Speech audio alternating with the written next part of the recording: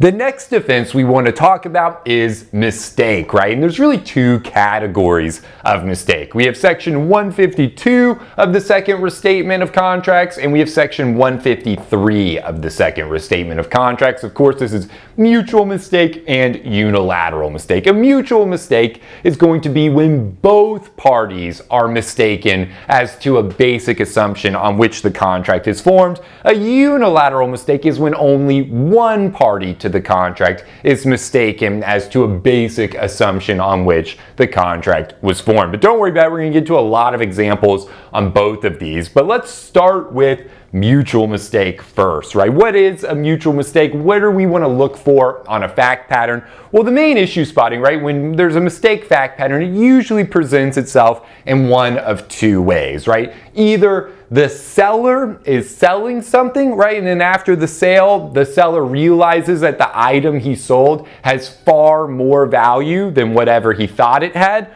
right? And this could be endless. Imagine that a seller sells a tract of land, right? And for $50,000. And under that tract of land, unbeknownst to the seller, there happens to be a natural gas deposit worth millions of dollars, right? Or imagine that the seller is selling a home, right? And behind one of the walls in the home, there's $1 million worth of gold that the seller didn't know was there, right? So in these fact patterns, right, the seller sells something and then after the sale realizes that there was something he didn't know that would have increased the value of the sale, right? And of course now the seller is frustrated and wants to rescind the contract, right? So that's one way, right? The other is where the buyer is getting the bad end of the stick, right? Imagine that the buyer is buying a diamond ring for $20,000 and he believes the diamond to be a 5-carat real authentic diamond ring. And then of course it turns out that the ring is a counterfeit, right? It's a fake diamond. Or, and usually with this situation, you have the situation of fakes or counterfeits, right? A buyer buys a Van Gogh painting, believing it to be a real, authentic Van Gogh painting for $10 million, and then it turns out to be a counterfeit, right? Worth nothing, right? Obviously there, the buyer's going to want to rescind the contract based on this idea of mistake. So how do we determine in these fact patterns whether the adversely affected party is going to be able to get out of the contract? Well, we have 4 elements we want to think about, right? If the adversely affected party can show these 4 elements and we have a mutual mistake where both parties are mistaken as to a basic assumption on which the contract was formed, right? It's a mutual mistake, then we have these 4 elements under section 152 of the Second Restatement. So the adversely affected party will be able to get out of the deal if these 4 are satisfied. So let's just jump into them and go through some examples, right? Our first element is that the mistake has to be of a fact, right? That existed at the time the deal was made. The key word here is fact, right? It can't be a mistake of opinion. The way you see this commonly tested is when a buyer buys something and then he thinks that the market value of that item is going to rise and it doesn't. Imagine that a buyer buys a classic car and he believes this classic car's market value is going to rise. After he buys it, it turns out that the market value drops, right? Well, when he entered into that contract, that was a prediction, that's speculation. His opinion was that the market value was going to rise. That is not a mistake, a fact that existed at the time the deal was made. The other thing you want to watch out for here is anything that happens after the contract has been made, right? So imagine that we have a contract to build a home, right? And halfway through the project, a hurricane comes and decimates the entire construction site, right? Well, did that hurricane exist at the time the deal was made? No, right? So that's not a mistake analysis. Now, that would still be a relevant issue to talk about on a contracts essay, right? Under performance, right? That might be an excuse to performance. And we'll talk about that under our doctrines of impracticability and frustration of purpose. So it's still a relevant issue on a contracts essay, but if it's a multiple choice question, the answer is not going to be mistake if we have a hurricane coming after the deal has been made because of this first element, right? The mistake effect has to exist at the time the deal is made, right? And it has to be a mistake of fact. It can't be a mistake of opinion. Okay, our next element is that the mistake relates to a basic assumption of the contract. So the basic assumption of the contract is generally that the item is going to work or function properly or as advertised, right? That you're getting what you were advertised, right? Whether that's in its performance or in its functionality, right? But really what we're focusing on there is this idea of performance and functionality and really getting what you were advertised, right? So if you were advertised that you're buying a real 5-carat diamond ring, and of course it turns out to be a fake, well, the basic assumption of the deal was that you were getting a real diamond ring, right? Not a fake. That would be a basic assumption of the contract. Going back to our car example, imagine that you're buying a brand new car for your 16-year-old daughter. Your daughter's turning 16, you want to buy her a brand new car. So you go to the dealership, you buy a brand new car. As you drive it off the dealership's lot, it breaks down. It's a complete lemon, right? It just falls apart the second you get it off the lot. Well, the basic assumption was that that car was going to work properly, right? It was going to get you from point A to point B. That would be a basic assumption of the contract. But let's say that the car works perfectly fine. You buy it, it works as advertised, it gets you from point A to point B, no problems with its performance or functionality, but you get home, you give the car to your daughter, and she hates it. So now you want to rescind the contract. You're like, hey, look, I made a mistake. I thought my daughter was going to love this car, but she didn't. Is that a basic assumption of the contract? Probably not, right? When we're thinking about basic assumption, we're not talking about what your daughter is going to think or not think about the car. We're really talking about, the functionality, the performance. Were you given what you were advertised that you were going to get, right? The car gets you from point A to point B. It's doing everything that you were told it's going to do, right? The idea that your daughter doesn't love the car is probably not a basic assumption of the contract. Again, with this, you would also want to look out for predictions, fair, market value predictions. It would also have issues with the second element, right? You can't say that thinking that the market value of something going up was a basic assumption of the contract. That's not going to work. So anytime, by the way, it's a commonly tested fact pattern when you're dealing with mistake where someone believes something about the market value, right? That's always going to fail, right? Generally, right? Never say always, but generally that's not going to work, right? Anytime you're dealing with some sort of prediction of market value, right? That's not going to relate to a basic assumption of the contract. It's really not a mistake of fact that's going to exist at the time the deal is made. So you really want to be on alert for those types of fact patterns where we have some sort of prediction of market value.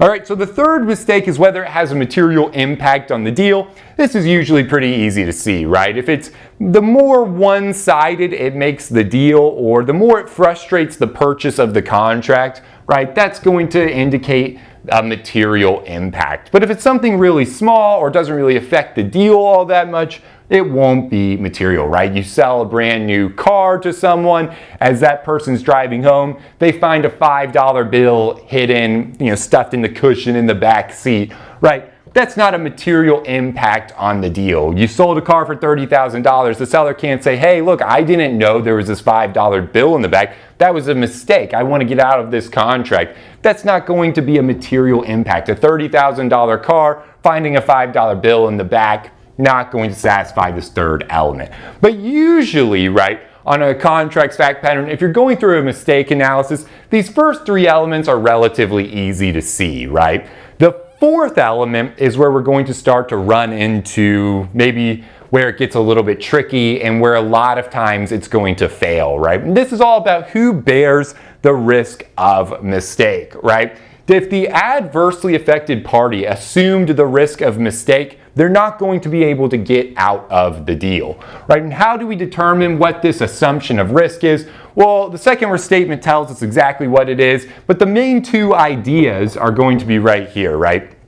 Whether the risk is allocated by agreement or whether we have conscious ignorance, right? So the first way that a party can assume the risk of mistake is by the agreement, right? This is the whole purpose of an as-is contract, right? If I'm selling you something as is, if I sell you this dry erase marker as is, right, I'm saying, I don't know, there might be problems with this dry erase marker. I don't know what works or what doesn't work with this dry erase marker, how much ink it has. I'm selling it to you as is for $5. The risk is yours to determine whether you want to do that deal, right? I am allocating the risk of mistake to you when I say something like that, right? I don't know what might or might not be wrong with this. You have to assume the risk here, right? I'm selling it as is, right? If you have a fact pattern that's doing that, then the party that's buying something as is assumes the risk, right? And they're not going to then be able to get out of the deal on a mistake defense, right? So that's the first thing you want to look out for. Has it actually been expressly allocated to the other side? Number two is this idea of conscious ignorance. If somebody enters into a contract, right, and they're fully aware that they have limited knowledge of the facts of this subject matter, right, but they don't care and they treat their limited knowledge as sufficient and enter into the contract anyways, we're going to say they bear the risk of mistake, or they assume the risk of mistake, and we're not going to let them get out of the contract. You'll hear this often referred to as this idea of conscious or willful ignorance, right?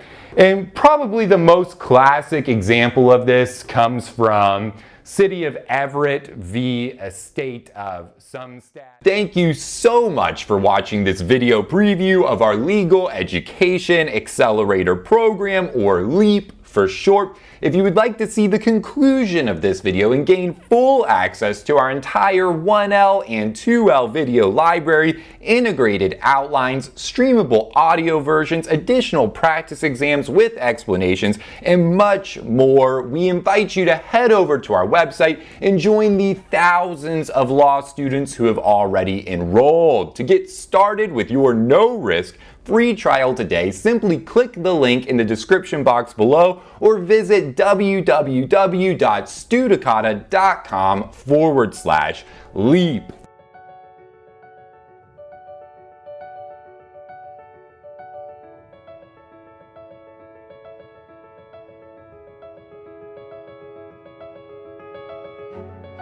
Hi everyone, my name is Serena and I'm currently a law student at South Texas College of Law, Houston. Hi everybody, my name is Shiva and I'm currently a law student at Southwestern. Hi everyone, my name is Michelle and I am a first year student at South Texas College of Law, Houston.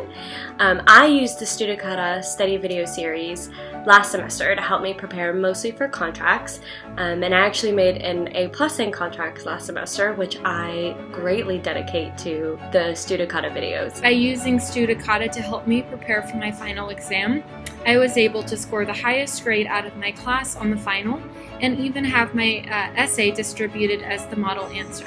Not to mention I had done quite poorly on the midterm and was struggling throughout the whole course of the semester, understanding the material and keeping up with lectures. Because of the Studicata video lectures, I was able to go into my exams with a feeling of confidence. I didn't have to worry about what the rules of law were or how I was going to organize my answer to an essay question. I would absolutely recommend the Studicata series and their online course materials to anyone. I think that they are not like professor lectures that you might find online or other outside study materials that you may encounter. I think that the Studicata videos really focus on not only ensuring that you understand the material that you're going to encounter on your final, but they also help you to understand kind of the best method for test taking, and they really break down how to approach each problem and the best ways to tackle certain methods on testing, and I think that's really important, and I think it's really special. I don't see that anywhere else in any of the other online resources that I've found. So I would certainly recommend Studicata to anyone who is studying in law school right now. Good luck on your studying and you're going to do great. I would definitely recommend Studicata to anybody watching this video. Give it a chance. I'm positive that you will love it, that you will get a lot out of it, and that you will be happy that you gave it a chance. I definitely am. I know I will be using Studicata in the future. And I cannot thank Studicata enough for getting me through my first semester of law school. I will definitely continue to watch the Studicata video lectures throughout my law school career.